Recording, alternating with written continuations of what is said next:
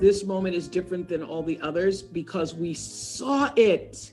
Oprah Winfrey is one of a host of stars opening up about the killing of George Floyd by police. She and best friend Gayle King shared their thoughts in a deep conversation as part of Oprah's 2020 Vision Tour. Thank God for the videotape. Listen, Yeah. If there wasn't a videotape, in the Central Park case, in this case, in the Ahmaud Arbery case, people say, well, it's better. Racism isn't better. Racism still exists. It's just now on video. And I think that's why it's painful, actually. And you can't forget because you are not supposed to forget. And you cannot just let yourself be outraged. In this moment of your outrage, the next time you see an injustice and you turn and pretend that you didn't see it, then you are a part of the problem. So you take your outrage and you use it. You take your outrage and you use it to work to dismantle the constructs of the injustice. I know this is black and white, and this was clearly race when I look at this, and anybody with two eyes sees race too, but it should be about the humanity of all of us. We're broken and we're disgusted. We cannot normalize this pain. Beyonce took to Instagram to honor Floyd, saying he is all of our family and humanity.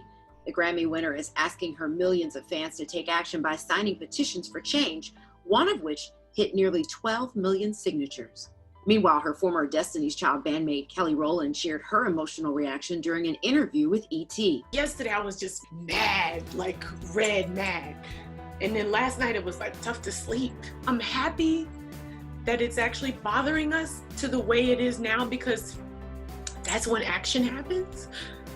But we need a way to move together, because if we move and we're just acting out of all this anger and madness and emotion, we have to be collected and unified. No weapons formed against me shall prosper. Jamie Foxx hit the streets of San Francisco to join a peaceful protest. He was among thousands who took part in a kneel-in. You can't sit back, you can't tweet, you can't text, you gotta get out here. The Oscar winner also joined protesters in Minneapolis, saying the city was filled with pain, power, and love. Chance the Rapper has been busy in his hometown of Chicago, hosting a peaceful protest while also delivering meals across the community. And Star Wars actor John Boyega has been hard at work on Twitter, calling out his racist followers and sharing tips on how to stay safe while protesting.